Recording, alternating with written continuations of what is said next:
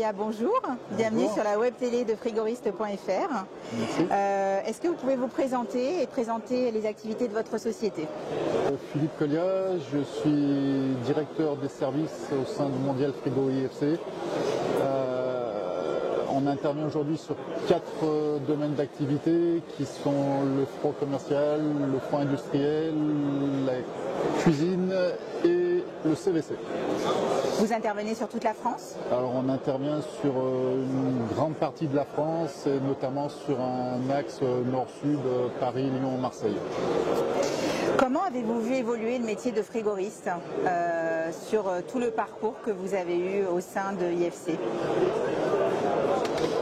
Alors c'est quelque chose qui a toujours évolué, mais l'évolution s'est accélérée depuis une dizaine d'années avec la mise en place des systèmes de GTC, de supervision, et puis très récemment avec les nouveaux fluides, les nouvelles technologies. Voilà, donc on en arrive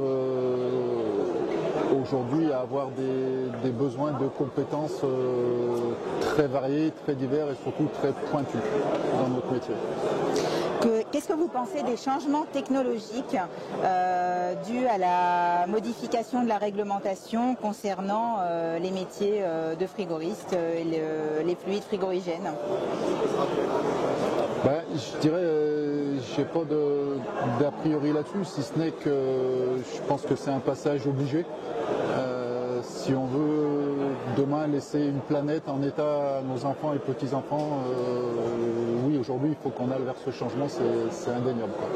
Chez IFC, quelles sont les mesures qui ont été prises pour que vos frigoristes soient dans le respect de la réglementation et des nouvelles normes?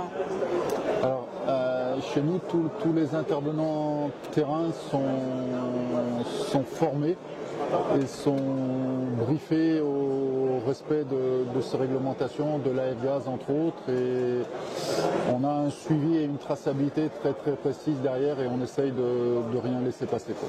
Cette formation, elle est faite en interne ou elle est sous-traitée à l'extérieur? Elle est en grande partie sous-traitée.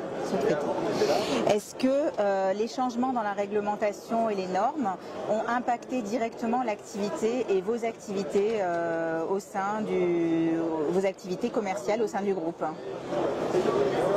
Non, ça ne nous a pas impacté directement, mais on a suivi comme nos clients. On suit leurs besoins et on suit la réglementation, mais je dirais que c'est une évolution normale de l'activité, il n'y a rien d'exceptionnel pour nous, quoi.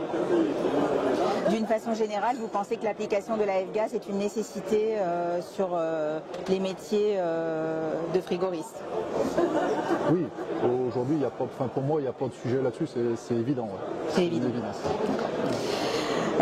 Quelles sont les difficultés auxquelles font face le groupe aujourd'hui, les principales difficultés que vous rencontrez en tant que directeur de grand groupe, en tant qu'employeur de techniciens frigoristes et de spécialistes du métier? Quelles sont les principales difficultés auxquelles vous faites face?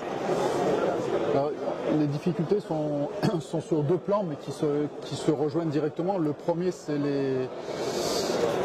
notre activité suit les besoins de nos clients, donc on s'adapte à leurs demandes. Il y a de moins en moins de travail, donc de plus en plus de concurrence sur chaque affaire, donc des prix de plus en plus bas. Il nous reste de moins en moins de marge et parallèlement à ça, les difficultés en recrutement sont de plus en plus grandes et les gens veulent des salaires de plus en plus importants.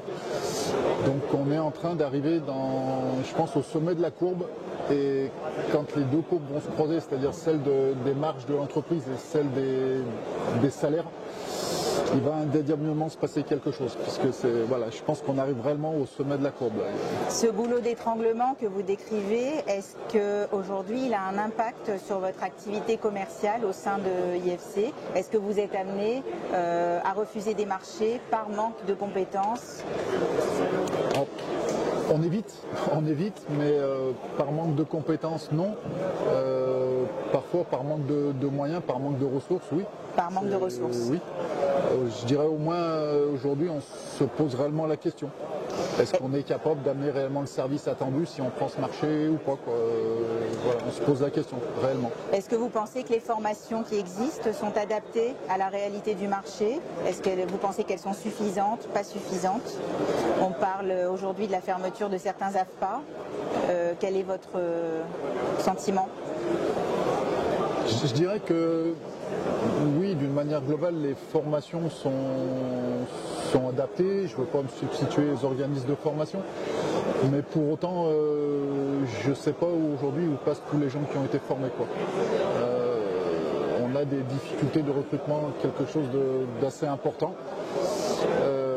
Pour autant, ceux qui ont eu des formations, bon, on va citer les bases, on va dire ils ont appris à apprendre, mais c'est des gens qui en 6 mois, 8 mois chez nous, on les met au niveau, il n'y a pas de souci là-dessus. Donc des formations théoriques de base qui sont bonnes, mais qui doivent être suivies impérativement du terrain et très vite. Bien sûr, et puis former aux habitudes de la maison, et aux besoins de nos clients, voilà, il faut qu'on s'adapte. Très bien. Est-ce qu'il y aurait une question mystère que je ne vous aurais pas posée? Non, pas du tout. Je vous remercie. Merci.